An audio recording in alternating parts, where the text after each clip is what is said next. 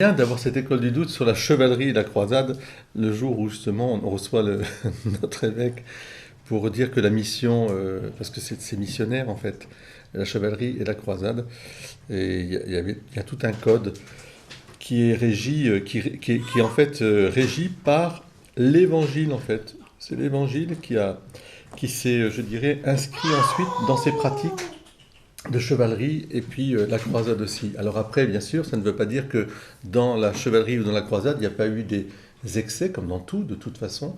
Il y a toujours des excès, mais à l'origine, ce serait intéressant de voir, au contraire, la pensée chrétienne dedans.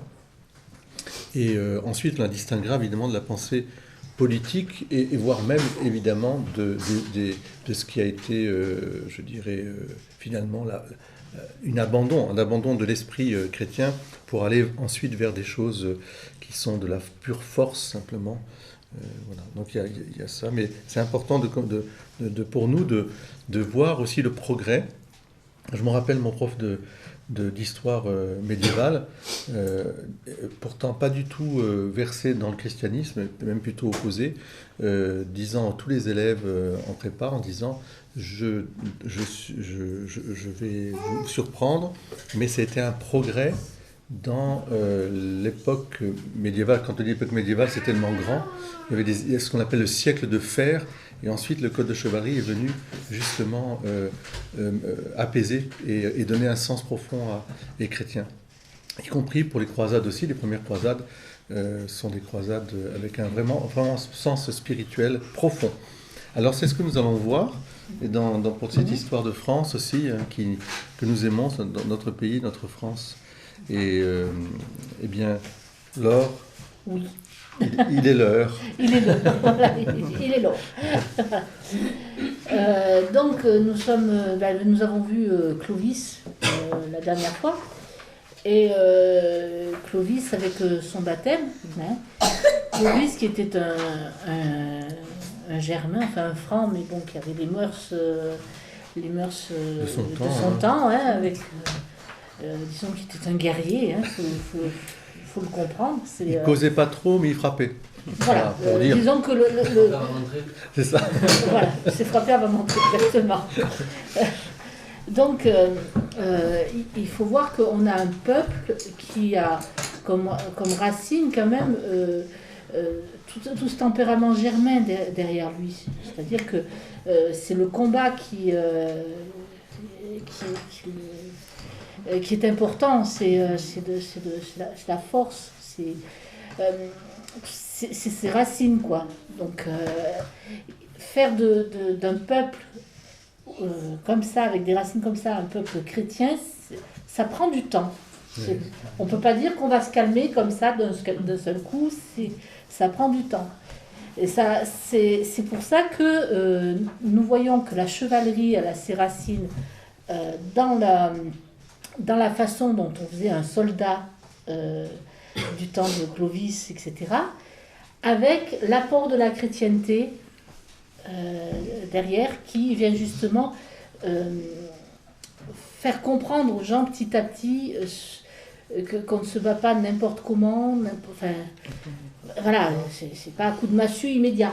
Voilà, on va dire ça comme ça. Oui, puis je pense qu'il y a aussi la jonction entre je dirais, une certaine forme de rigueur, d'autorité, de règles de vie authentiques dans ces clans, dans ces tribus, avec vraiment il y a des choses qui sont aussi droites, très bonnes, hein, mais pas assez, je dirais, donc élevées, et la règle de vie qui est à l'époque celle qui se répand partout et qui donne tous les évêques, qui est la règle monastique.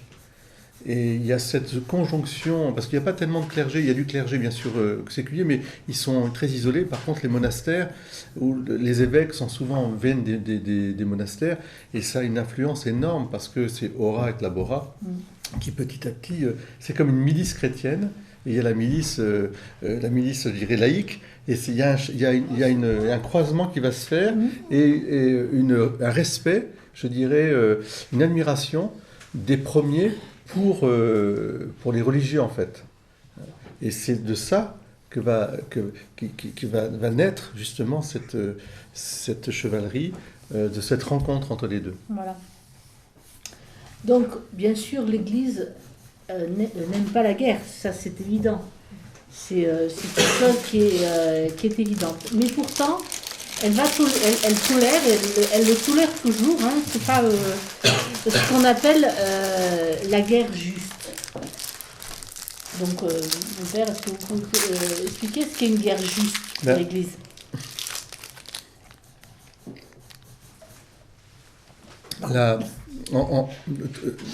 Quand il s'agit de défendre sa vie, la vie des autres, son territoire, sa patrie, il y a un devoir de tout citoyen, de tout père de famille, de toute communauté, de défendre, c'est-à-dire de défendre en cherchant d'abord la paix, bien sûr, par tous les moyens.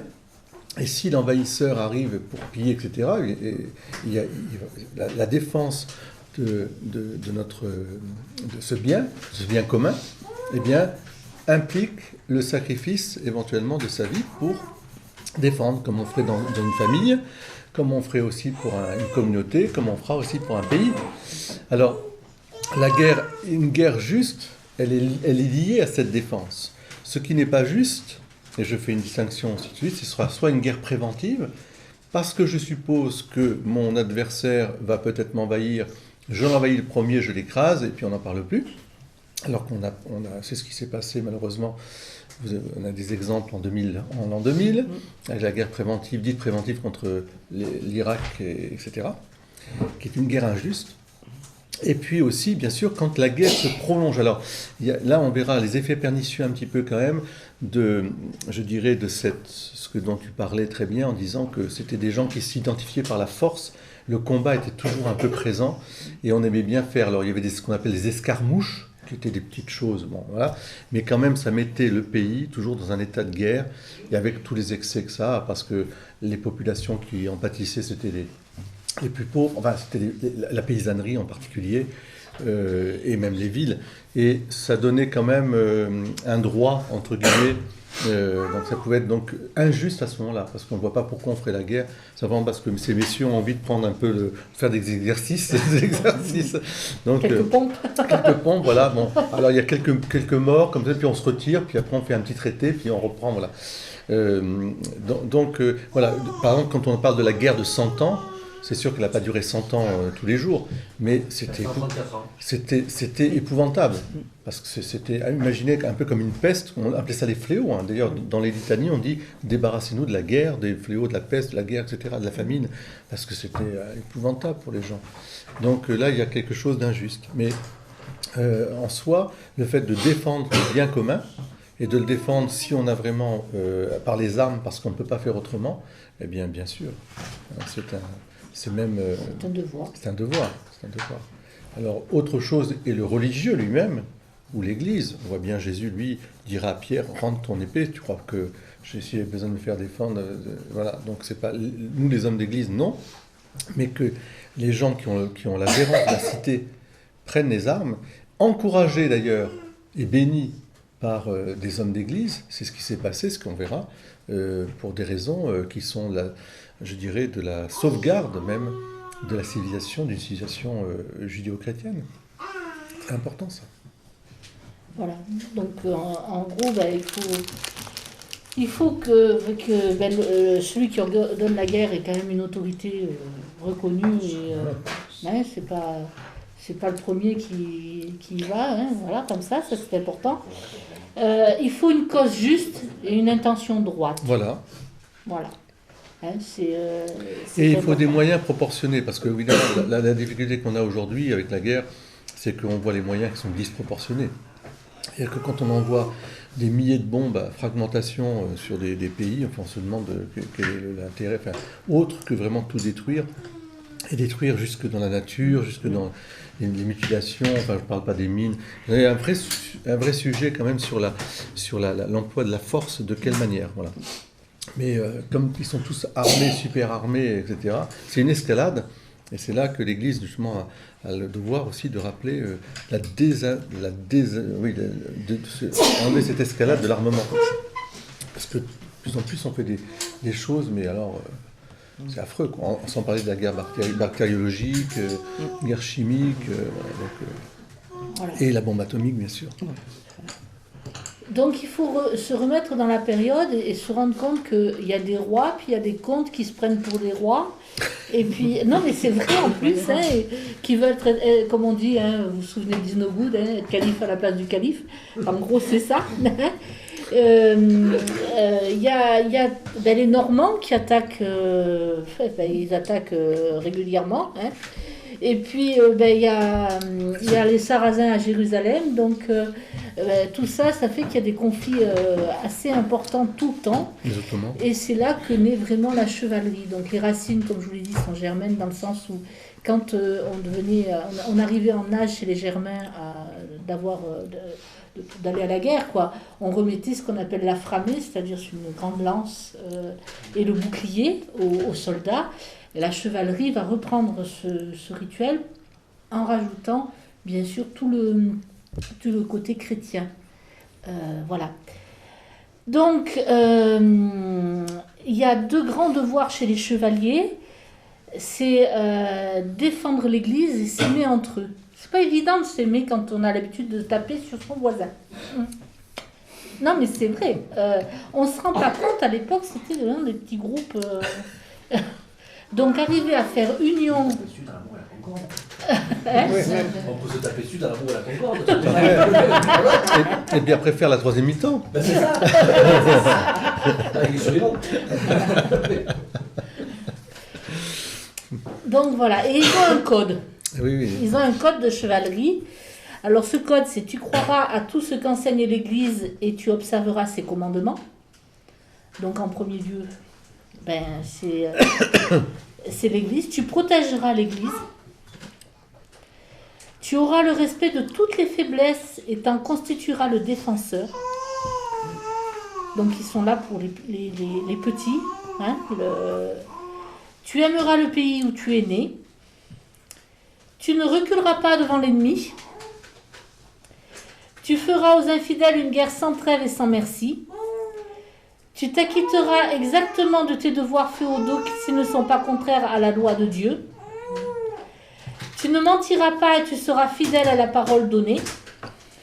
Tu seras libéral et feras largesse à tous. Tu seras partout le champion du droit et du bien contre l'injustice et le mal. Vous voyez, c'est quand même tout un programme. Donc, quelle est la condition pour être chevalier? En premier, il faut être chrétien. Non? Il faut être baptisé. Voilà. On ne peut pas être chevalier si on n'est pas baptisé. D'ailleurs, dans certains combats, certains sultans ont demandé à des chevaliers renommés de les faire chevaliers. Et non, mais... de les adouber, comme on dit. Voilà, de les adouber, et voilà.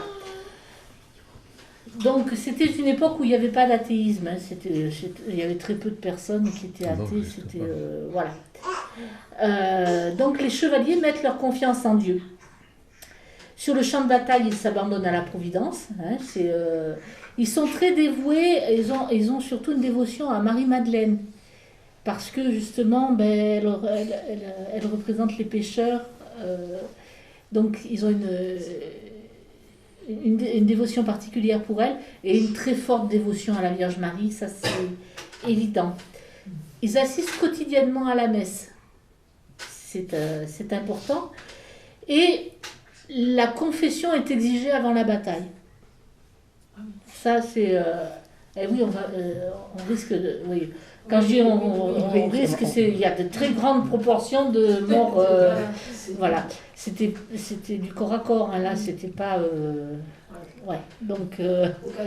au cas où... C'était pas une guerre télétravail. C'était pas une guerre en télétravail, voilà, exactement. C'est ça, pas mal. Voilà. Mais c'est vrai, voilà. Bien sûr, on se confesse aussi avant le duel, parce que les duels, c'était aussi un truc...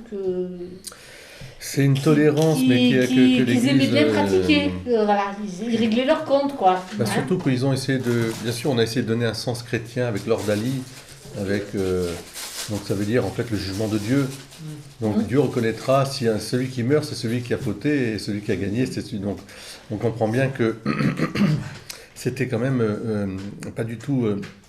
C'est pas du tout ce que dit l'Évangile justement. Et donc, mais c'est parce que encore une fois, il faut éduquer ces peuples, il faut les amener petit à petit à une meilleure prise de condition de ce que le Seigneur vraiment demande, pour une juste cause. Après, il faut rappeler que l'Église, notamment à propos des jeux de tournois, l'Église a essayé pendant des siècles de supprimer les tournois notamment. Bon, ça n'a jamais y arrivé. Non. Les tournois, voilà. Les tournois, à la limite, bon, il y avait une espèce de joute, mais enfin, c'était mortel aussi, parfois. Il y avait Rarement. des morts, quand même. Il y avait quelques morts. Il y avait... Et des blessés. Des blessés, Ah, ouais. Henri II est mort dans un tournoi, quand même. C'est ça. Ah, mais c'était... Il y avait quelques morts, c'est pas forcément ça, mais il y a beaucoup de blessés. C'est un peu comme si on disait, bon, ben, vous voyez bien pour la corrida, par exemple, c'est pareil aussi. La corrida, ben, ça existe toujours, et l'Église aura beau dire, de toute façon, voilà, elle a christianisé d'une certaine manière avec un rituel, puisque le torero, lui, passe par pareil, un peu, on peut dire, c'est pareil, il peut avoir un habit de lumière, une espèce d'habit de chevalerie, face à une bête, il va prier, il va se mettre en ordre, etc. Il y a tout un code aussi. On voit bien qu'on essaye de donner, je dirais, une certaine noblesse à ce qui est cruel quand même, au départ. Et donc, il faut pouvoir le voir. C'est la même chose que donc, pour le duel. Le duel, c'est cruel. Et en fait, c'est même, on va dire le mot, c'est même monstrueux. Parce que si vous voyez bien l'armement qu'ils avaient pour ces duels, comme tu dis très bien, c'était au minimum des blessures, disons, qui étaient des blessures définitives, ou voire... Des séquelles définitives. Ouais. C'était entre les haches, les hallebardes, les épées, les poignards, et simplement même les coups de casse qui pouvaient se donner en fait, figure. Donc, même les pauvres bêtes. On va dire que les arguments étaient tranchants. Ils étaient tranchants. Voilà. Mais toujours, vous voyez, il y a une sorte de pédagogie. Aujourd'hui, on pourrait dire qu'on a tout transposé vers les stades, où quelque part dans les stades de foot, on voit bien, ou d'autres sports, il y a une passion qui s'exerce, il y a une espèce de combat, et à la limite, il pourrait y avoir, et il y a eu, des débordements avec des morts, avec des gens, etc. Parce que, le phénomène du hooliganisme. Ouais. En fait, c'est la passion qui prend le dessus, c'est des clans, c'est des espèces de... Et on en vient même à se tuer pour un ballon, quoi. Enfin, en soi, si on regarde bien. Mais derrière ça, c'est pas le ballon, c'est l'identité, l'identification. Voilà. Et ça en devient de la folie. Et ça en devient de la folie, oui. Le chevalier se tient toujours en armes à la porte de la papauté. Il défend l'Église. Il protège les clercs et les lieux où on soigne les malades. C'est important de protéger les hospices. Les maladeries, comme on dit. Donc il y a un double but à cela, il y a le salut des âmes et l'honneur de l'Église. Ça, pour eux, c'est très important. Alors on ne peut pas dire que la relation entre les prêtres et les soldats soit très très bonne en temps de paix. Parce que les soldats trouvent des fois un peu les prêtres un peu mous, on va dire, par rapport à eux qui sont... Mouligas. Voilà. Et puis un peu trop... ça leur va pas toujours le discours. Voilà. Par contre, quand ils sont en période de guerre, là, ils suivent ce que disent les prêtres. C'est sûr. Il y a plus ce côté... voilà. En période de guerre, ils s'amusent. Quand il n'y a pas la guerre, ils s'ennuient. Donc, il faut bien que quelqu'un soit critiqué. Alors, ce qui fait que la plupart, ils ont leur château, ils ont leur, etc., ils ont leur terre, mais ils ont besoin d'aller... Ils partent souvent en expédition, comme on dit. Parce que le roi va appeler, on verra tout ça. C'est pas que pour les croisades, d'ailleurs pour défendre le territoire face à des invasions. Donc il lève des armées, tout le monde doit y aller. Donc il s'occupe des veuves et des orphelins, et puis il s'occupe aussi de défendre le pays où ils sont nés. Alors le pays, c'est pas seulement le village, c'est le pays franc. Et le mot franc est d'ailleurs assimilé au mot chrétien, du coup. C'est quelque chose qu'il faut comprendre aussi. Franc et chrétien, ça va ensemble. Il faut voir que la France a vécu l'arianisme, les invasions barbares, les invasions musulmanes, les croisades. Et pour faire face à tout ça, il a fallu du courage et de la bravoure. On ne fait pas face comme ça avec des petites fleurs, quoi. Ah bon? Non, je sais, tu es déçu. Le côté plaisir au combat, ça vient du côté germain. Hein. Ah oui, c'est... Voilà. De l'autre côté, c'est Dieu. Donc ils sont vraiment dans les deux optiques. Ils doivent respecter la loi divine, hein, bien sûr. Et bon, ben voilà, la chevalerie, c'est pas quelque chose d'héréditaire. Contrairement à ce qu'on pourrait croire, c'est pas du tout héréditaire. C'est quelque chose qui est ouvert à tous. On peut avoir un chevalier qui est issu de la plèbe, comme on dit. Voilà, c'est pas du le Guesclin, par exemple. Voilà. Donc, on va commencer par ce qui se passe quand un enfant naît dans une famille de chevaliers. Alors, qu'est-ce qu'on fait en premier? On le baptise. Oui. Et puis on lui offre des jouets. Alors, c'est un baptême par immersion, hein, à l'époque. Hein, il n'y a pas de... Donc, le prêtre lui souffle dessus, marque son front et sa poitrine du signe de croix, prononce l'exorcisme solennel, dit Ephata, fait renoncer à Satan, on récite le credo, il y a la crispation, la robe blanche, le cierge. Et alors, pour un garçon, il y a 2 parrains, une marraine, et pour une fille, il y a 2 marraines, un parrain. Parce que ça, c'est la Trinité. D'accord? Parce qu'au début, ils étaient allés un petit peu fort, il y avait jusqu'à 12 parrains, façon apôtre, et l'Église a trouvé que ça faisait un peu beaucoup quand même. Démographiquement, ça devenait compliqué en fait. Cherchons les parrains. Ils sont les parrains, ils sont tous là, voilà. Donc ça faisait beaucoup, donc l'Église y a mis un terme à ça parce que ça faisait trop, donc ils ont choisi d'avoir... que 3 personnes pour l'enfant, 3 comme la Trinité. Donc les parrains offrent des terres, des biens qui lui serviront pour plus tard, quoi. Et les marraines offrent le trousseau. Voilà, trousseau, vous comprenez ce que ça veut dire? Ouais, c'est bon. La mère, pendant ce temps, est à la maison parce que le bébé est baptisé. Un bébé, les tout premiers jours. Quoi, voilà. Elle attend le retour de son enfant et puis quand il revient, on fait une très grande fête. Voilà. Alors, bien sûr, on peut aussi choisir des pauvres, des personnes pauvres comme parrain ou marraine pour rappeler justement que on est tous des êtres humains, tous égaux, quoi, tous pareils. Voilà. Les enfants ont des nourrices, en général elles sont au nombre de 3, hein, sauf la comtesse Ida, la mère de Godefroy de Bouillon, qui a été une des rares femmes à nourrir ses enfants elle-même. Voilà. Et puis quand vient l'heure des relevailles, ce qu'on appelle le relevail, c'est-à-dire que la femme est remise de l'accouchement, la première chose qu'on fait c'est d'aller à l'église, où il y a une messe qui est célébrée pour les relevailles. Et après, c'est une grande fête digne des noces. Voilà, c'est comme si on faisait... voilà, c'est une très grande fête. Jusqu'à 7 ans, l'enfant, lui, il reste avec sa mère.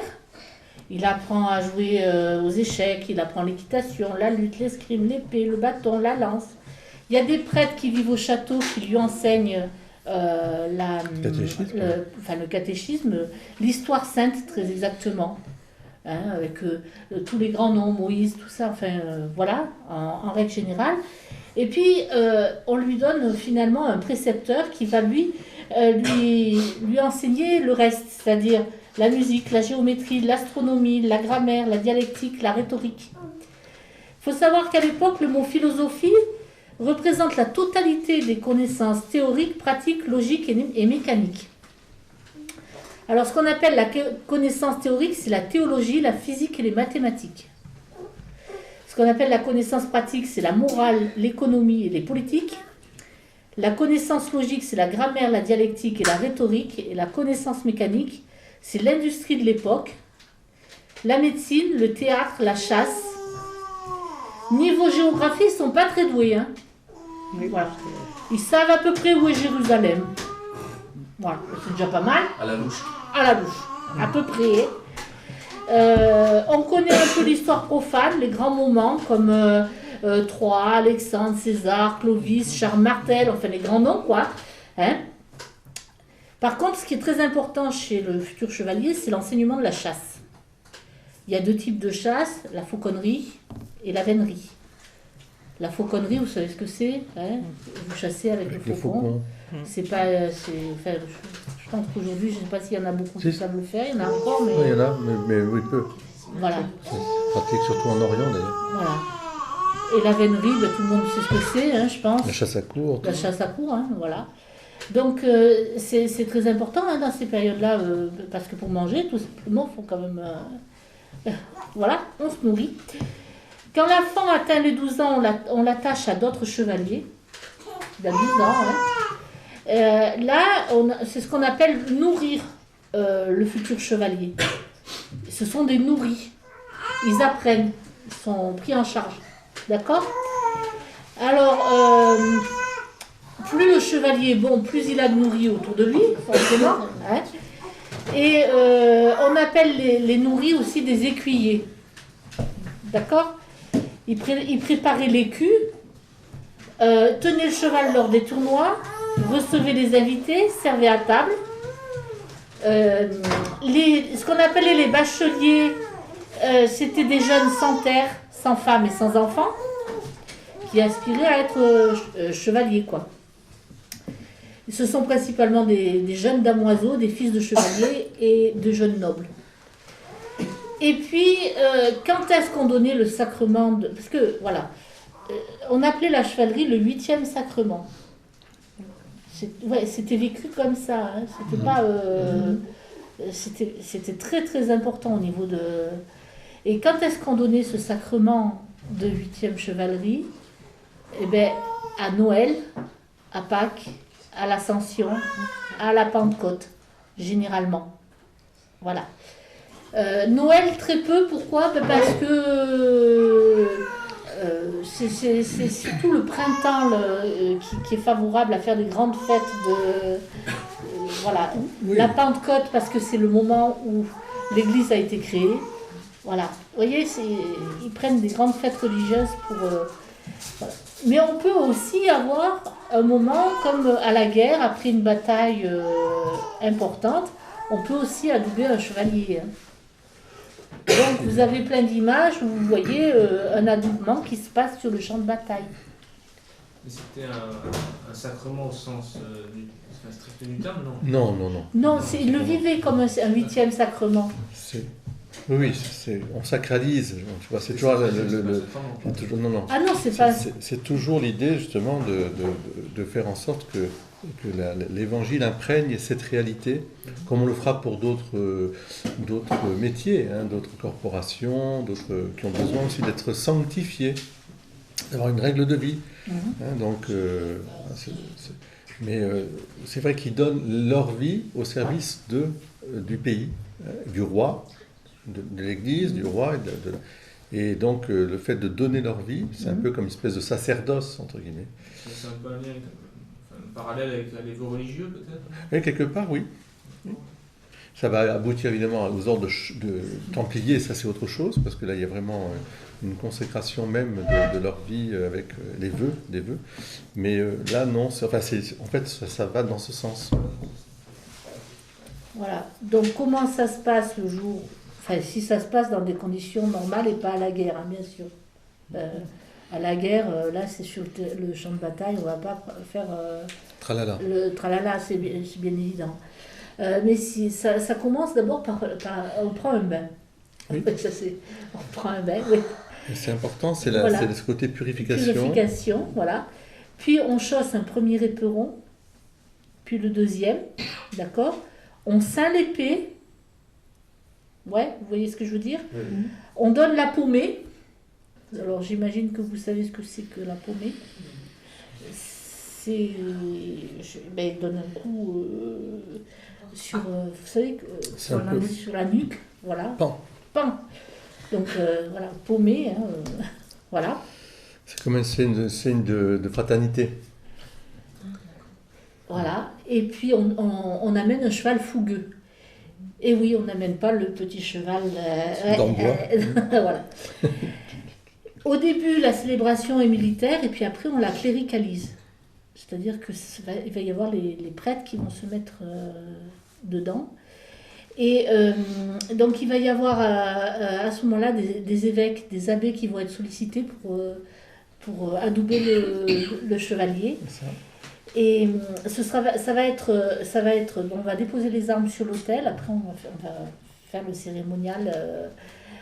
Et puis c'est le prêtre qui va attacher le glaive et qui va donner la collée. Paumer, coller, tout ça c'est pareil. Hein, voilà. Ça consiste à lever la main, à la poser lourdement sur le cou. C'est pas la petite baffe quand même. Voilà, hein, lourdement. Oui. Eh ben oui, c'est des chevaliers, on n'est pas non plus. Hein. Voilà.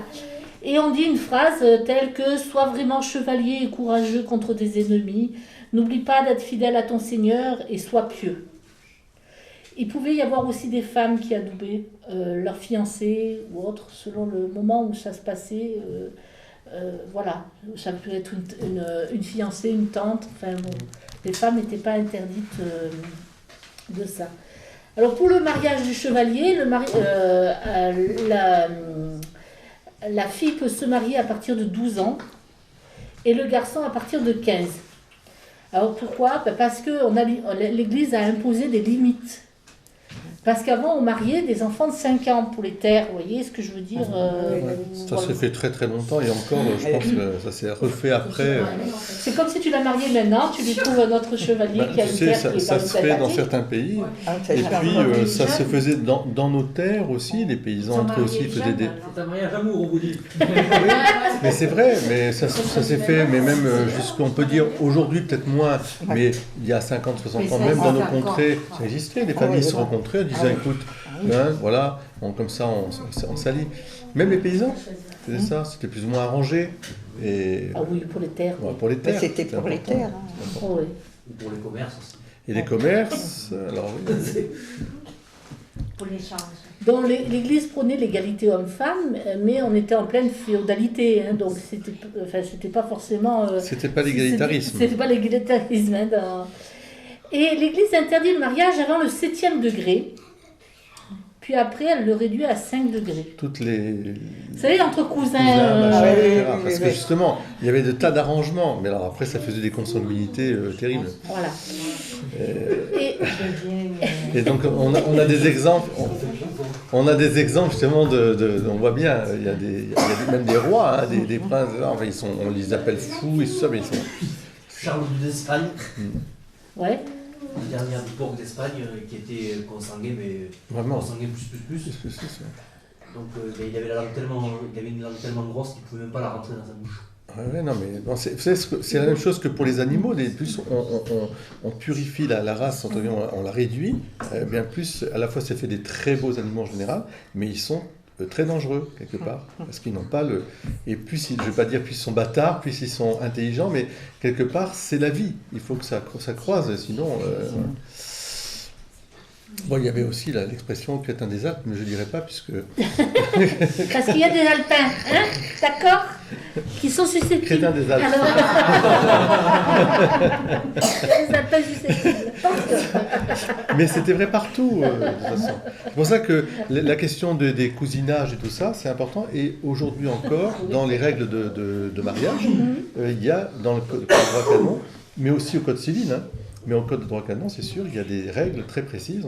Et s'il y a vraiment, pour des raisons X, Y, Z, un mariage qui est fait avec des degrés, parce que je crois que c'est même le 3e degré ou le 3e degré, je crois maintenant.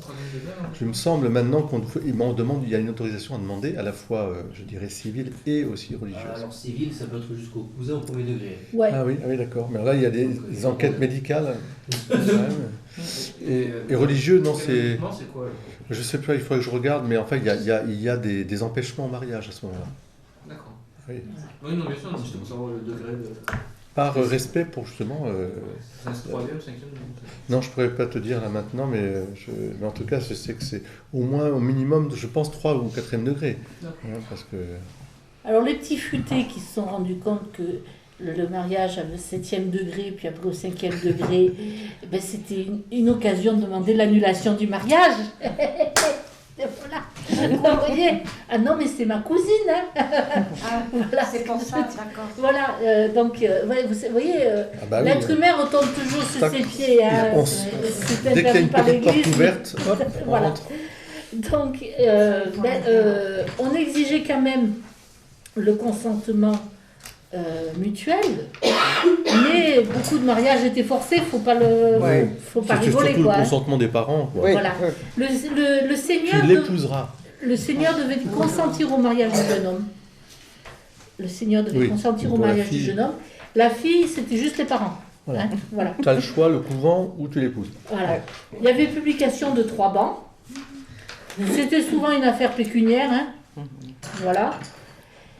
Quand le mariage ne va pas, l'Église n'autorise que la séparation des corps. C'est pour ça que je vous dis, ils en profitent pour trouver leurs cousins. Ah non, mais c'est cousin 7e degré, moi je vous le dis. Voilà. On répudiait. Voilà. Les femmes elles devaient connaître le credo, le Notre Père, l'Ave Maria Bien. avant le mariage. Les filles étaient éduquées par une maîtresse quand elles ont 5-6 ans. Elles apprennent à lire, à écrire. Elles apprennent un peu la pharmacie, un peu la chirurgie. Ça veut dire on coupe. Un peu la Ah oui, c'est vrai que pour les médecine. chevaliers. Oui, la chirurgie, oui. Non, mais d'accord. j'ai trouvé un mot un peu sympathique pour essayer de d'accord. vous dire que, oui, elles recousent. Et donc, oui, c'est plus, Ah ouais, oui. c'est plus léger. C'est mieux, c'est mieux Parce joli. qu'on reconnaît un chevalier assez balafre. Hein, donc, Ouais. D'accord. Et bon, en tournoi, il revenait un petit peu amoché, donc il y avait, Un petit peu légèrement. voilà, c'était madame qui... il y a la guerre, Voilà. enfin, tout ça. Donc Donc elle chante beaucoup, elle monte à cheval, elle chasse au faucon. Contrairement à ce qu'on pense, elles apprennent la chasse. Hein. Elles cousent, elles tissent, elles filent, elles brodent. Alors on leur reproche un défaut que je ne comprends pas, c'est le bavardage. Là je ne comprends pas, je ne sais pas. c'est ce qu'on appelle le téléphone médiéval. Avec les cornettes. Il n'y a pas de toilette spéciale pour le jour du mariage, on sort simplement ses Oui. plus beaux habits. C'est vrai. Voilà. La robe de mariée va apparaître très très tard. Hein. Et surtout la robe blanche. Ça va être, Et donc, le gros truc, c'est on ne maquille pas les chrétiennes. Elles ne sont pas maquillées pour le mariage. Par contre, on leur peigne les cheveux. Ah. Voilà. Ah d'accord, c'est Oui. l'extravagance du jour. Ah, c'est l'extravagance du jour. alors aujourd'hui, on a tout. Hein. À la fois, on C'est vous ça. ravelle la façade, on vous peint les cheveux, on vous fait tout. Enfin, Donc, le prêtre, alors, c'est le père ou le grand-père, si le père est mort, que c'est le père, c'est le grand-père. Hein. C'est le père ou le grand-père qui amène la mariée à l'église. ah oui. Et puis, le prêtre attend les mariés sous le porche. D'accord. C'est là qu'on échange les consentements. On passe l'anneau au doigt de madame 3 fois pour la Trinité, toujours. Hein. On encense. Et puis après, on fait rentrer tout le monde pour la messe. Donc le mariage a lieu avant la messe. Hein. Voilà. Ce qui a été le cas jusqu'à le concile après. Hein. Donc on ne faisait pas les mariages pendant la messe, on célébrait une messe d'action de grâce. Voilà. Après la célébration, on fait des cavalcades. Hein, voilà. On prend le repas sous des tentes dans des prairies voisines. Il y a plein de plats, hein, Des montreurs des d'eau, jongleurs, de la des jongleurs. musique. On boit beaucoup, je ne sais pas. Il y a des joutes. Hein. Il y a le bal. Puis après, le prêtre conduit le jeune couple à la chambre nuptiale. Oui. Il entre dans la chambre Il bénit. nuptiale et se retire. Il encense la chambre. Il bénit le lit, Et etc. voilà, et après il se retire, suivi des servantes. D'accord. Et ils se mettent à genoux les deux, Voilà. un peu comme Sarah et Toby. Hein, donc, Ouais. Le lendemain, il y a messe à la chapelle du château et les fêtes durent pendant 8 jours. Voilà, ça au moins. Ah oui, bah, de toute façon. Alors, ça existe encore, c'est-à-dire qu'il y a beaucoup d'endroits encore, on fait au moins 3 jours de fête, parce que c'est à Madagascar, oui, bien sûr, mais dans les pays, même en Asie, j'imagine, c'est pareil, on reçoit tellement tout le monde vient, puis c'est la fête de tout le monde. C'est-à-dire qu'il ne faut pas croire que c'est réservé uniquement à la famille. Non, non. Il y a le village, il y a les gens, tout le monde en profite. Pour les riches, oui. Mais pour les pauvres, fini vite. Et puis voilà. Oui, Et au on leur boulot. fait un petit... Oui, c'est ça. C'est eux qui vont servir. Voilà. Mais enfin, il y avait toute la cuisine, il y avait tout ça. Donc, de toute façon, quelque part, voilà, il y avait c'était... Et puis, il fallait acclamer aussi les nouveaux mariés. Voilà. La vie quotidienne, ben, on se lève au son du corps. Ouais, ça, c'est... Ah, pas du coq. Du corps. Ah bon. Ouais, D'accord. oui. C'est un peu plus violent. C'est un peu plus violent. Par contre, ça réveille bien. Ah, on a un Ça, coq, c'est ça... vrai. Oui, mais un coq, Ça, ça c'est réveille, oui. Et Bon, puis enfin. après, on fait une courte toilette avant d'assister à la messe. C'est la première chose qu'on fait. Après, on passe sa journée à la chasse, à la pêche, tournoi, promenade, réception des hôtes. On rend la justice si on est... voilà. Si Hein. on a une fonction, oui. Alors, quand il y a un tournoi, il y a une belle publicité qui est faite pour attirer un maximum C'est sûr. de monde. On fait un beau défilé de Oui, tous oui, les, les chevaliers. voilà, de tous les chevaliers. Et puis, il y a environ quelques 200 joutes par tournoi quand même. C'est super. Donc, il y a des morts et des blessés. Hein, voilà. Parce qu'en fait, le tournoi, c'est une école de guerre. Oui, puis il faut dire aussi qu'ils C'est- ont voilà, tellement faut de le sang, ils sont tellement sanguins que quand ils ne partent pas en expédition, c'est ça en fait. Il faut que ça. Il en manque. Ah, On mais n'avait oui, pas non, encore mais- inventé le rugby, tu vois. Parce qu'on a eu le rugby, c'était bon là. On les mettait tous sur un champ là, C'est ça, nous ouais. saoule quoi. Le rôle premier du chevalier, c'est quand même de faire la guerre. Donc s'il n'est pas en guerre, faut pas qu'il perde la main. Quoi. C'est ça, oui, mais alors, on peut imaginer qu'il y a d'autres exercices qui te. Là, ils se- Aujourd'hui, tu remarqueras qu'ils ont adapté le truc avec de l'entraînement. Ouais. Alors, en C'est fait, après, il y avait des rivalités, bien sûr, Tu en vois, plus. Il y avait toutes les rivalités, les chevaliers entre eux, les dames. Bon, on imagine pour le duel aussi, bien sûr. Les comtés qui s'affrontaient un peu aussi. Hein, il y avait quand même des petites mini-guerres entre eux, quoi. Donc, les joutes, c'était souvent aussi des moyens De régler le de régler le problème. problème aussi. Hein. Oui, parce qu'il faut voir qu'on récupérait les armes de On du épousait perdant, la veuve et puis voilà, enfin, en bref. troisième noce, si tu veux, en quatrième. De toute façon, comme ils mouraient tous très jeunes, ils vivaient très jeunes parce qu'il ne faut pas oublier une chose, c'est qu'on est, on va dire, on est chevalier ou on est capitaine, si vous pourrez prendre l'expression, à 12, 13 ans, 14 ans. On est, on va dire, général d'armée, si on veut, ou en tout cas, on devient comte à 15 ans, 16 ans, 17 ans.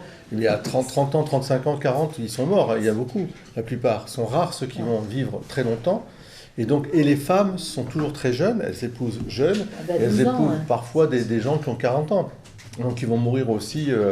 Et donc, mais rien n'est... Enfin, je veux dire, c'est un perpétuel mouvement, quelque part. Donc, Il y a des châteaux, d'abord des châteaux en bois, hum, contrairement à ce qu'on pense, c'est d'abord des châteaux en bois. Hein. Ils sont faits de boue et de bois, ils sont construits sur une motte, enfin sur un truc surélevé, quoi, pour se prémunir du feu. Puis on étendait des peaux de bêtes dessus, justement pour retarder le feu, les trucs comme ça, quoi. Et la porte du donjon était à la hauteur de la motte. Et puis à partir du XIIe siècle, la pierre remplace le bois. D'accord ? alors, c'est tout l'essor de la construction en pierre, hein, donc il va donner toutes les églises, les cathédrales, les machins, enfin, ça c'est extraordinaire. Construire coûte très cher. D'accord ? Les carrières sont toujours proches, ce sont les serfs qui vont chercher Qui les peut trouver les pierres. solide. Ouais. Il faut savoir que ceux qui payent pour la construction en pierre, ce sont les églises. Les églises, elles inventent, entre guillemets, l'ouvrier. C'est-à-dire qu'elles vont payer les gens pour qu'ils aillent chercher les pierres, pour qu'ils les taillent et tout ça. Alors que le seigneur, lui, il n'a pas la même... voilà. Donc, la construction dure en moyenne 3 ans, la construction d'un château, ouais. Et on finit toujours par mettre un chemin de ronde. Vous connaissez les chemins de ronde, hein, je pense. Hein, c'est ce qui entoure, non, tu connais pas? Un chemin de ronde, c'est ce qui entoure un château comme ça, et sur lequel les soldats vont Ils vont veiller, guetter. guetter. Tu vois ce que je veux Ils dire? sont en hauteur. Parce qu'ils sont, voilà, ils sont en hauteur, ils voient très loin ce qui arrive, et ça permet d'alerter Ah, d'accord. S'il y a quoi que ce soit. s'il y a quoi que ce soit. Après, comme bien sûr, ils ont vu que les chemins de ronde étaient faciles à attaquer pour essayer d'éliminer les soldats qu'il y a dessus, on va finir par couvrir les chemins de ronde Ah, d'accord. pour retarder encore les Et on va assauts. surtout mettre aussi Voilà. des fossés, Des fossés. ils vont- Et Enfin, bref, on va parle-vie, faire tout ce qu'il faut. Voilà. des meurtrières pour pouvoir se cacher. Et comme on dit meurtrière, parce qu'on peut tuer sans être tué, c'est déjà... Là, on voit déjà que...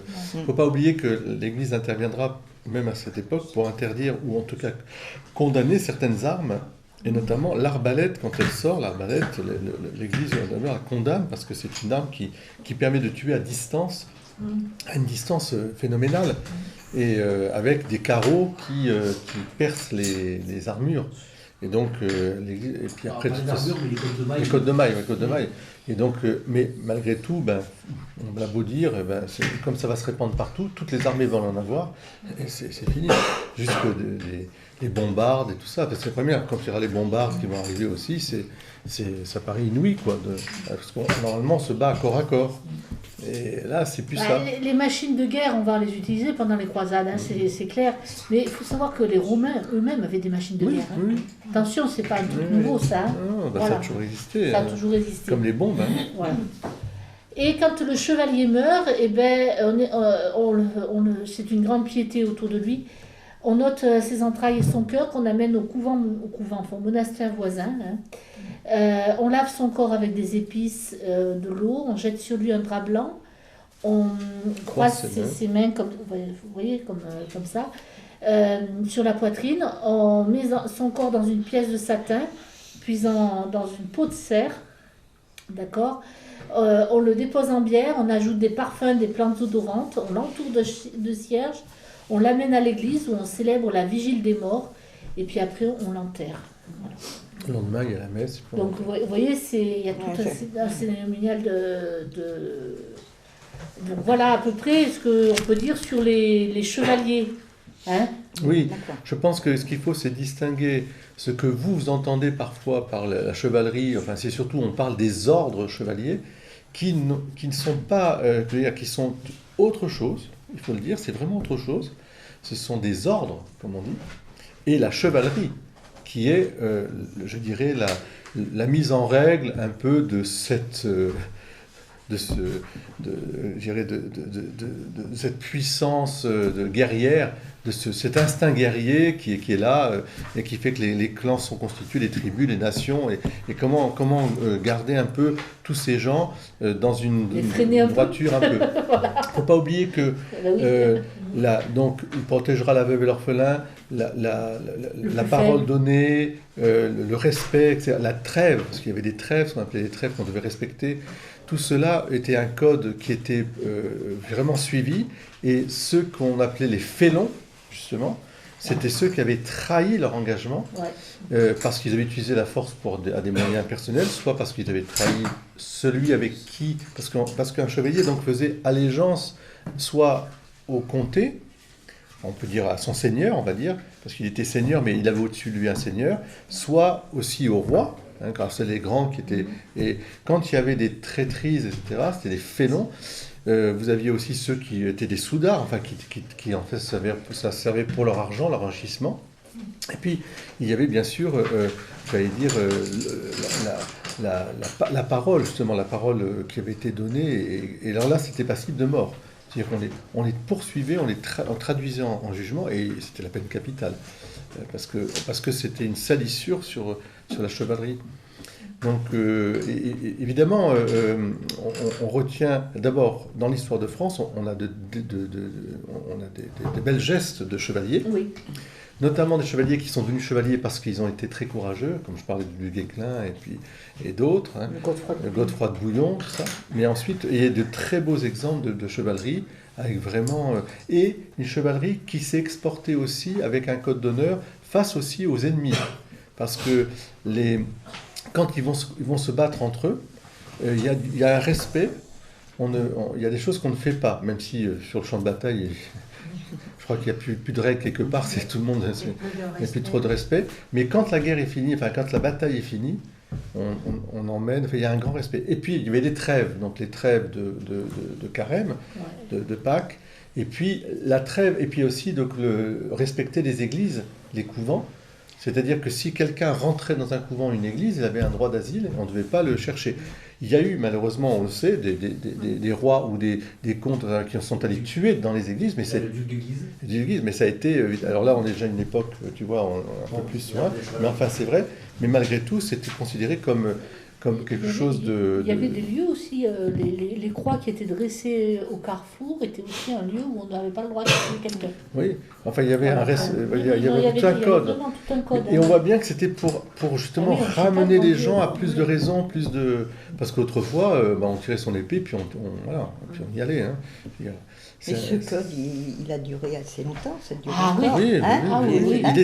il a toujours été en code, et vous le retrouverez dans les ordres de chevalerie, qui sont aujourd'hui devenus plus des ordres de charité. Il n'y a plus d'ordre de chevalerie au sens guerrier du terme, mais ce sont des ordres caritatifs, mais avec beaucoup de courage pour aller dans les lieux justement où on a besoin. Hein. Donc ça existe encore. Mais je dirais le canevas de la règle est toujours donné. Moi j'ai assisté à des adoubements de chevaliers de l'ordre de Saint-Lazare, là par exemple, et on voit bien qu'il y a vraiment, on redit ces mêmes paroles, défendre vraiment donc l'Église, la veuve, l'orphelin, enfin les plus pauvres, un code d'honneur, quoi, une fraternité, une vraie fraternité au service d'un bien commun. Pardon. À l'époque, entre le gouvernement et les religions, ce que je voulais dire, c'est-à-dire que les évêques, les prêtres, tout ça, est-ce qu'ils mènent leur vie, il y a une famille ou bien Non. comme maintenant? Non, comme maintenant. Ah, Le comme célibat des clercs est déjà là. Il est là. Ah, Donc, non, simplement, il y a une alliance entre les deux. Hein, et le roi est chrétien. Donc, les suzerains sont chrétiens. Voilà. Depuis Clovis. Voilà, donc, et l'enseignement est quand même un enseignement ecclésiastique. C'est-à-dire que la plupart de ceux qui donnent l'enseignement sont des clercs, des religieux. C'est plus tard qu'il y aura des enseignants dits non clairs, mais bien plus tard. D'accord. Donc, pour voir les choses, c'est des chevaliers qui vont partir à la croisade. Mais pas que les chevaliers. Hein. Je précise bien, tout le monde peut partir à la croisade. Mais c'est les chevaliers qui vont prendre la direction des combats. C'est logique, c'est leur métier. C'est leur métier, quoi. D'accord ? Et il ne faut pas croire que les problèmes n'ont pas commencé très tôt, comme va nous l'expliquer Michael avec l'Espagne. Vas-y, je t'écoute. Nous t'écoutons. Alors, en fait, donc au début du 8e siècle, on a les Sarrasins qui ont envahi le Maghreb et qui l'ont islamisé, qui vont franchir le détroit de Gibraltar, parce qu'ils vont s'apercevoir qu'en Espagne, il y a des gros problèmes de succession suite à la mort d'un des rois Visigoths, Witiza. Donc ils vont débarquer dans la péninsule, à Algeciras. Et ils vont mettre à peu près 4-5 ans pour conquérir la péninsule, et il va falloir plus de 700 ans pour arriver à reconquérir l'endroit. Voilà. Donc il y a eu de très nombreuses batailles. Tu nous as donné d'ailleurs... alors je le remercie tout particulièrement parce que c'est lui qui a fait toute la chronologie de la Reconquista. Hein? Donc merci pour ton travail. Il a fait ça et puis les ordres. Hein? Il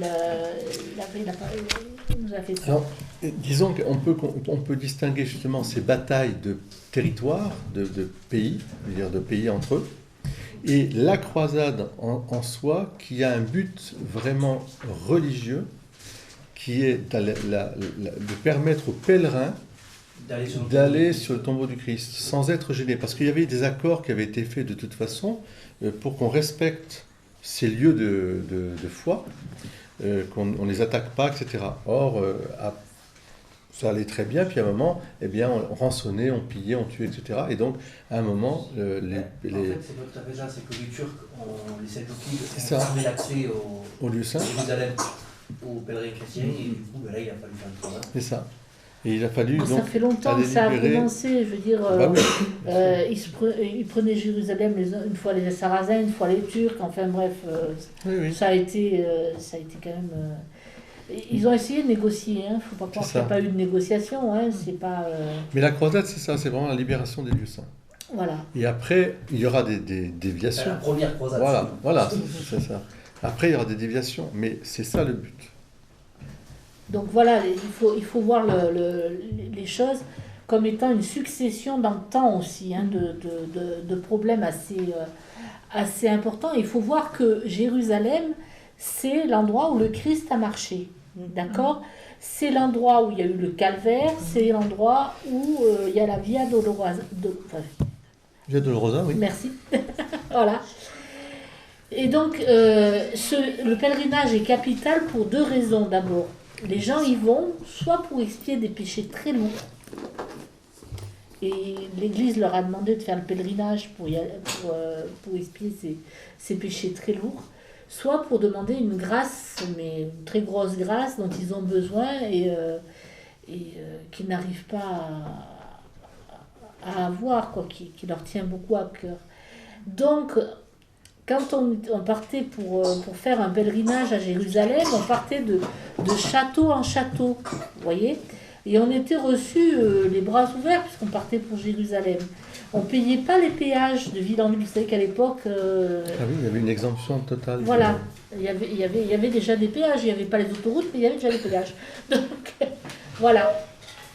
Donc en 614, Jérusalem est d'abord prise par les Perses, puis par Omar, successeur de Mahomet, qui fait construire une mosquée à la place du temple de Salomon. D'accord? Ça vous donne une idée. Et tandis que l'Espagne est livrée aux musulmans pour une bataille qui va durer 774 ans. 7 siècles et demi, un peu plus de 7 siècles et demi, c'est quand même énorme. Hein. La France, elle n'est pas épargnée non plus, puisque nous avons aussi les musulmans, enfin les Sarrasins, enfin les musulmans, qui viennent jusqu'à Poitiers, c'est Charles Martel, vous voyez ce que je veux dire? 700 ans, donc.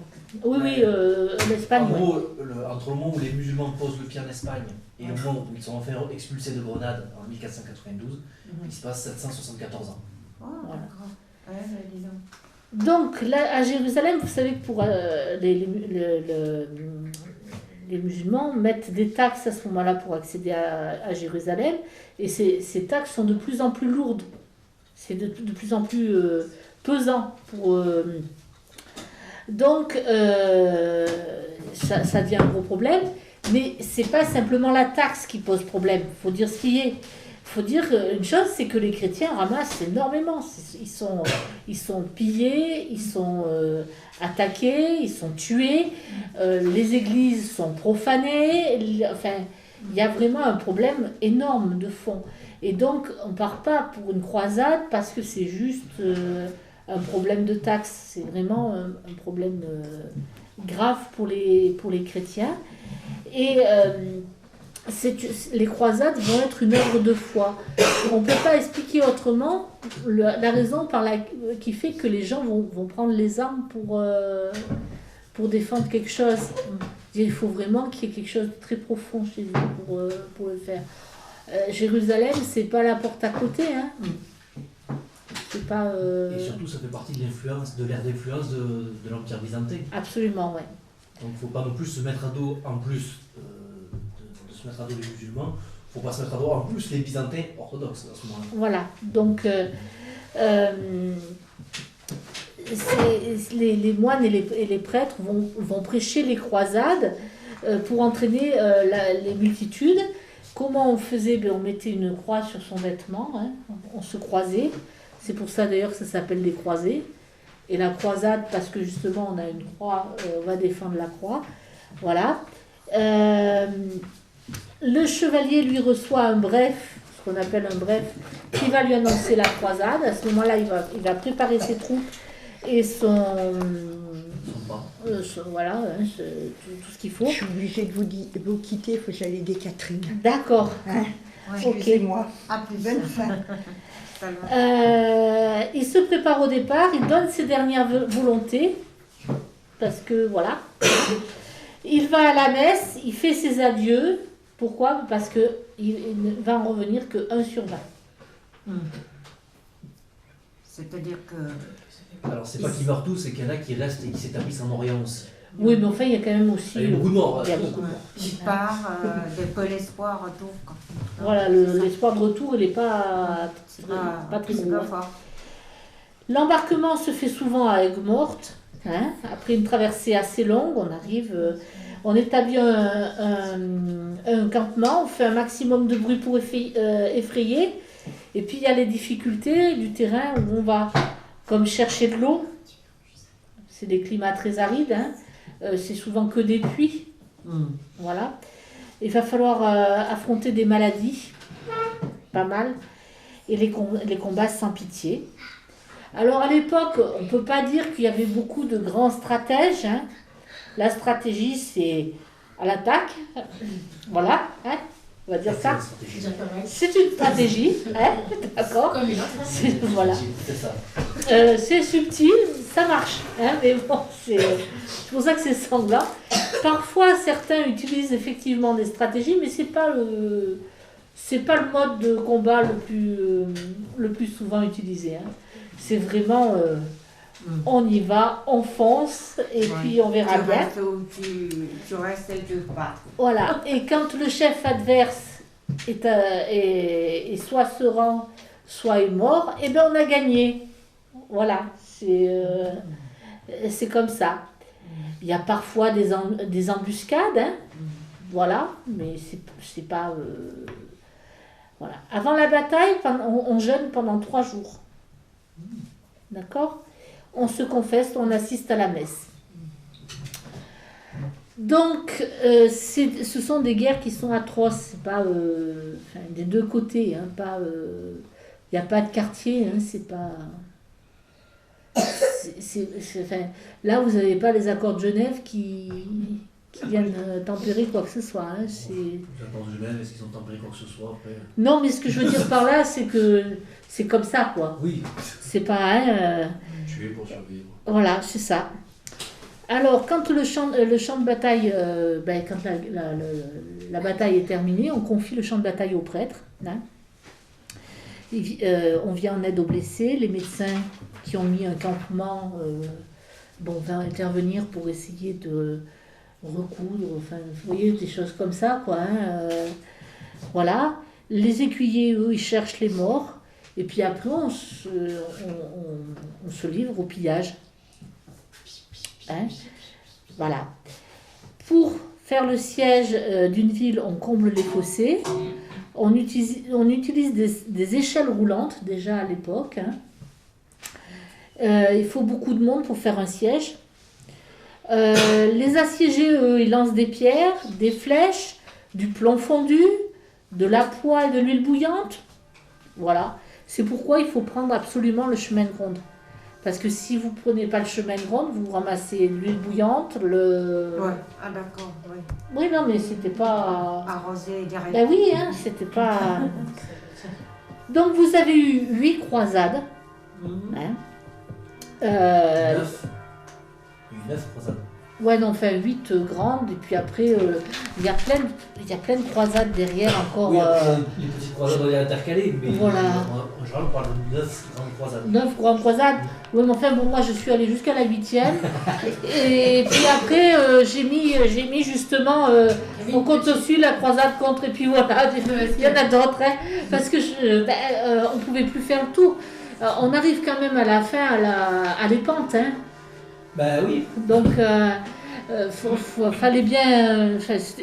Moi, le principe, c'était de vous expliquer. C'était pas forcément de toutes les. De toute façon, c'est sur une période beaucoup trop longue. C'est trop long, et puis il y en a tellement eu que.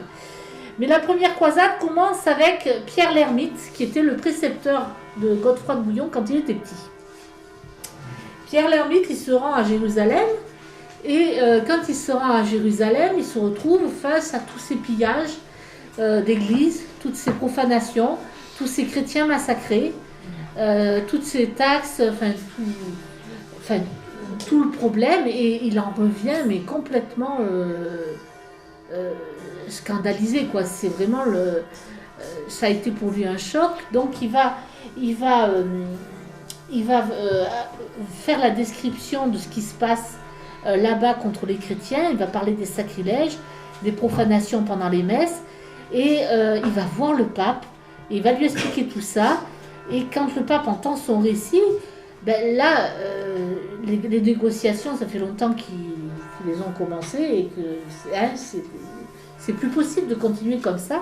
Donc il va d'abord prêcher à Rome, le pape, et puis il va finir à Clermont. Et à Clermont, il il va d'abord prêcher et puis il va faire monter Pierre l'ermite à côté de lui qui va expliquer ce qui se passe. Et alors là, ça révolte tout le monde. Hein. C'est un grand choc. Donc, c'est là qu'on déclare les églises, les chapelles, les croix des carrefours, asile contre la violence. Ça, on ne tue pas à ces endroits-là. D'accord ? Et puis, on décide de protéger les veuves et les orphelins. Ça, c'est le principe du chevalier, hein, de toute façon. Et on sait qu'il y a quelques prêtres qui sont restés en Israël pour essayer de protéger certaines choses avec beaucoup de courage. Là, on va décider que c'est la croisade. Donc, Adhémar, qui est, Adhémar de Monteil. qui est l'évêque du Puy-en-Velay, ouais. Est nommé vicaire apostolique de l'expédition. D'accord ? Ça va donner, d'ailleurs, c'est lui qui, quand il arrive en vue de Jérusalem, porte la croix qui va, en or qui va annoncer la bataille de Jérusalem. Hein ? Voilà. Donc,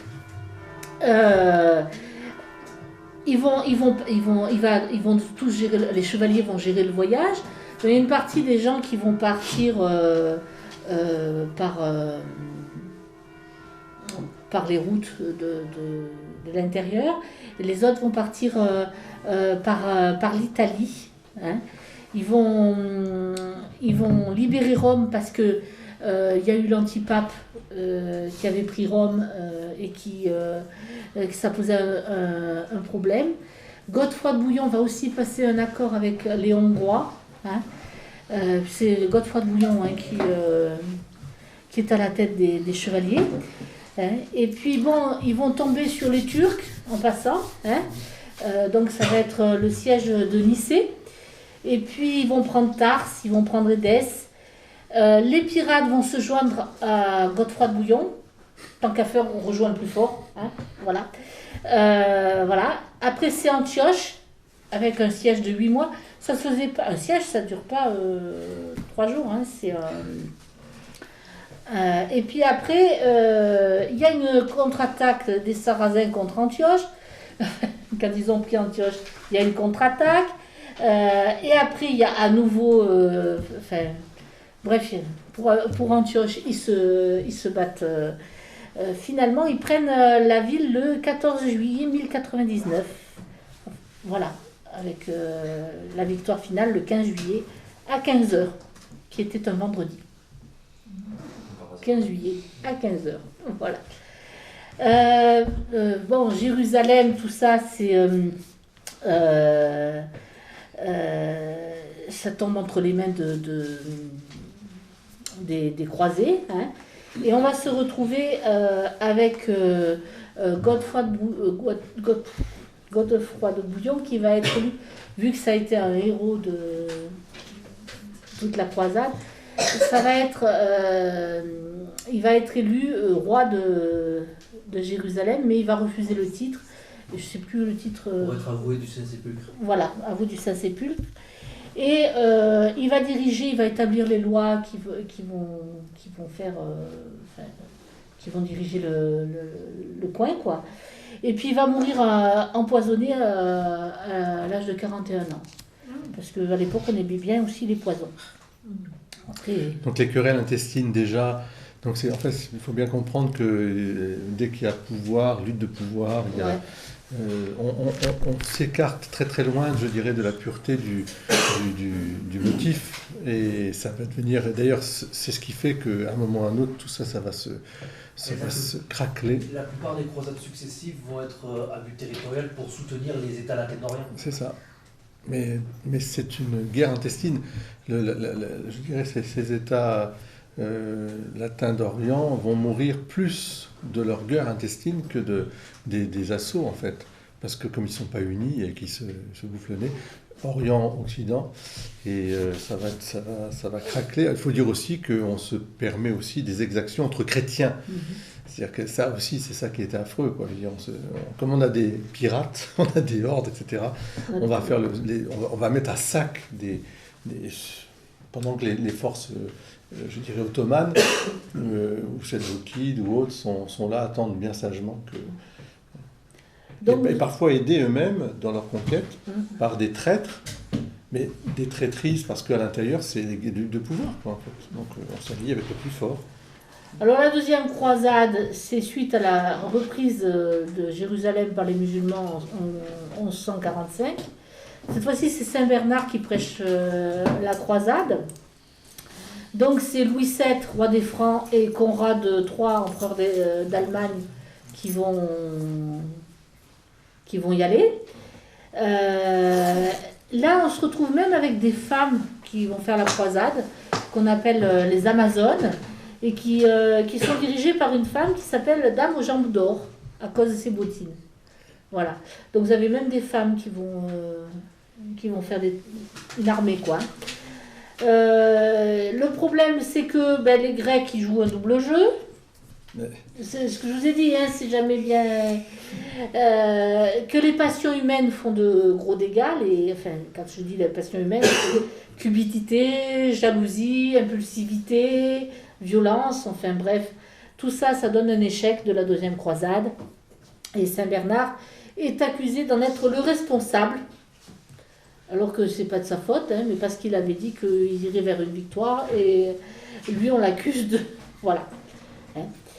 C'est à ce moment-là, avec cette croisade, que les Templiers vont avoir leur statut régularisé. Hein, voilà. Troisième croisade, Saladin a pris Jérusalem. Enfin, c'est répétitif à chaque fois. Hein. Cette fois-ci, on se lance dans la troisième croisade avec Grégoire VIII. Donc tout le monde y va, français, anglais, flamand, etc. Même Richard Cœur de Lion. Hein. On arrive plus ou moins tardivement sur le champ de bataille, hein, puisque c'est l'endroit où on part, tout ça c'est pas coordonné, hein, forcément. Donc il y a un siège à Ptolémaïs. Alors Ptolémaïs, c'est Saint-Jean d'Acre. C'est au nord d'Israël. Au nord d'Israël, hein, ça s'appelle Saint-Jean d'Acre maintenant. Et puis bon, la ville finalement tombe entre les mains des croisés. Alors il y a de grandes batailles, hein, ça engendre beaucoup de pertes humaines. Et bon, en gros, là on se retrouve aussi avec le financement des croisades qui s'appelle la dîme saladine, qui représente 10% des revenus de chacun, voilà, pour payer les croisades. Quatrième croisade, Saladin meurt, hein, et les princes chrétiens sont très occupés à se faire la guerre. Eh bien oui, mais il faut pourtant reconquérir Jérusalem. Donc, Henri VI d'Allemagne veut Naples et les deux Siciles. Il pense que c'est un bon moment pour récupérer Naples et les deux Siciles. Tant qu'à faire, puisqu'on y va. Hein. Voilà, c'est sur le chemin. Hein. Donc, il va récupérer ça. Et puis après, il part à la croisade. Et il arrive avec 3 semaines par Mais n'empêche que... Hein, il se retrouve face aux frères de Saladin, et la bataille se livre en Syrie. On reprend Beyrouth, on libère les chrétiens, mais comme on attend le printemps pour aller sur Jérusalem, et le roi d'Allemagne meurt entre-temps et tout le monde rentre chez soi. Il ne serait pas allé à Naples ni de royaume des deux Siciles. Il était dans les temps. C'est comme ça. Pendant ce temps, on a la croisade contre les Albigeois, nous en France, puisque c'est aussi une croisade. Pourquoi ? Parce que les Albigeois, c'est une hérésie. Hein. Ils s'en prennent aux églises, aux statues, aux images saintes, au clergé, à la population catholique. Au mariage. Alors, pour eux, en gros, je vous explique en 2 mots, hein, ils reconnaissent bien un Dieu suprême, mais pour eux, ce Dieu avait créé le monde invisible, il avait créé Lucifer, qui lui était responsable du mal, et donc qui avait lui créé le le monde visible, d'où Dieu avait créé Jésus-Christ afin de combattre le mal dans une guerre perpétuelle avec Lucifer. Et les cathares niaient la résurrection des corps. Les âmes humaines étaient pour eux des démons enfermés dans des corps. Ils condamnaient le mariage, les sacrements, le culte, le sacrifice, le purgatoire, enfin bref. Oui, c'est une vision très manichéenne, donc en fait qui revient à une vision, je dirais, de toujours, c'est-à-dire soit la matière est mauvaise et c'est le lieu du démon, il faut supprimer la matière pour libérer les âmes, Ouais. soit il y a la vision chrétienne qui unit le corps et l'âme, et donc c'est pour ça qu'ils en arrivaient à détester le mariage et à surtout vouloir qu'il n'y ait pas d'enfants qui naissent. Donc, parce que pour eux, à chaque fois, c'était créer de nouveau des démons, entre guillemets, qui arrivaient vers le corps. Donc, il y avait les purs, les cathares, ceux qui arrivaient à vivre, entre guillemets, soi-disant, sans se marier, sans, etc. Puis les autres qui étaient, on tolérait plus ou moins, mais c'était pas bien, quoi. Il fallait qu'ils arrêtent, voilà, au fur et à mesure. Donc, c'était au fond, si on allait au bout, il n'y avait plus de race humaine, quoi. Il fallait supprimer tout. Voilà, donc après... Aujourd'hui, il y a un petit peu cette tendance, avec l'idée que l'homme est un prédateur sur ce qui n'est pas faux, mais absurde en quantité. Et donc, vous avez pas mal de courants qui disent qu'il ne faut surtout pas faire des enfants. Voilà. Pas d'enfants, parce que pour ne pas redonner encore une chance à ce que l'homme soit prédateur. Donc, à la limite, il vaudrait mieux qu'on s'éteigne. C'est la nature qui devient Dieu, une certaine divinité sur laquelle l'homme doit disparaître, sur l'autel duquel l'homme doit C'est un disparaître. peu le même courant actuellement. Je trouve. Oui, justement, c'est pour ça. C'est ce courant-là. Donc, on a Saint Bernard qui va d'abord être envoyé pour prêcher, pour essayer de les convertir. Puis après, le pape va envoyer Saint Dominique. Mais bon, quels que soient les efforts, malheureusement, il y a toujours les massacres. Il y a toujours ça. Il va falloir envoyer la croisade contre les Albigeois, puisque... voilà, c'est une guerre civile, si vous regardez. Toutes les exactions des deux côtés. Voilà, on est obligé d'y aller. Donc, c'est la croisade contre les Albigeois. Et ceux qui vont survivre vont plus tard rejoindre les calvinistes des Vaudois du Piémont. Voilà. 5e croisade, là, c'est la croisade qui va avoir pour lieu principal Constantinople. La salle de Constantinople en 1204. Voilà, ça va être quelque chose de... Alors, en gros, c'est toujours pareil, il faut aller libérer... Les lieux saints. On est d'accord. Et donc, on décide de passer par Venise pour transporter les troupes. Donc, le responsable de la croisade passe un traité avec Venise sur un prix et c'était élevé. Les Vénitiens ont le sens du commerce, on ne peut pas dire. Donc, quand ils arrivent à Venise, une partie des croisés trouve que c'est franchement cher et que ils ne veulent pas payer ça, donc ils vont dans d'autres ports et puis ils vont s'embarquer dans d'autres ports qui font un tarif beaucoup moins cher. Vous voyez ce que je veux dire? Et oui. Sauf que quand le responsable de la croisade, qui est Baudouin Neuf, il arrive à Venise, il se retrouve avec la facture. Il faut tout payer. Et comme les autres sont partis ailleurs et ont payé autre chose, ils lui ont pas donné l'argent pour traverser. Donc lui, il a une dette vis-à-vis des Vénitiens. Vous voyez ce que je veux dire? Donc, il passe un accord avec les Vénitiens pour prendre la ville de Zana. Parce que les Vénitiens avaient un problème avec Zana. Donc,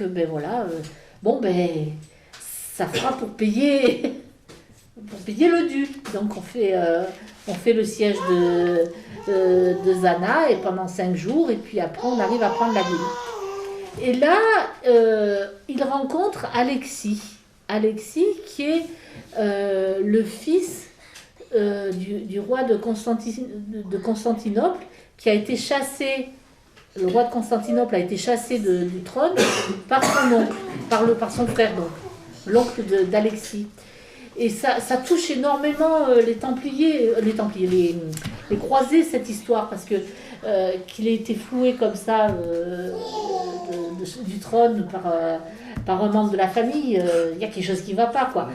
Donc, puisqu'on est sur la route, hein, On y va. on y va. Et on se dit en même temps, on va régler un problème. Voilà, Et puis en même temps, on va se renflouer les caisses. voilà, donc on va Ça va être vraiment quelque chose d'affreux. on hein, va, parce que... on va à Constantinople. Donc il va y avoir plusieurs batailles à Constantinople.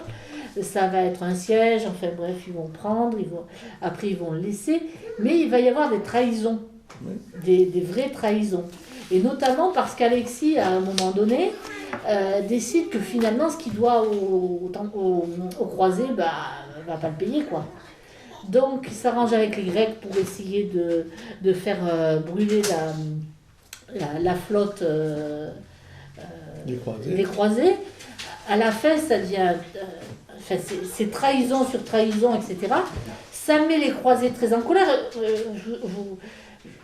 Je rappelle que quand ils donnent leur parole, c'est pas... C'est ça. C'est pas un contrat qu'on a signé, puis enfin, location, voilà. Quoi. Donc, on ne revient pas sur sa parole. Et là, le fait qu'ils reviennent systématiquement sur la parole, qu'ils utilisent d'autres personnes pour essayer de... Eh bien, ça va donner le sac de Constantinople. Voilà. Et le problème, c'est que c'est là où la fracture définitive entre grec et latin, entre catholique et orthodoxe, va se faire. Voilà. Bien sûr. Voilà, le sac de Constantinople, c'est-à-dire que ils vont piller la ville, ils vont détruire tout, enfin même les églises, enfin ça va être la totale, et ils vont s'arrêter uniquement à la Semaine Sainte, parce que c'est la Semaine Sainte. Voilà. Vous avez la croisade des enfants dont on parle jamais. La croisade des enfants, eh bien, quand les enfants voient que leurs parents ne sont pas à la hauteur des croisades, ils décident, les enfants, d'y aller. Donc vous avez 20 000 enfants allemands et 30 000 enfants gaulois qui vont partir en croisade. C'est des enfants entre 12 et 16 ans.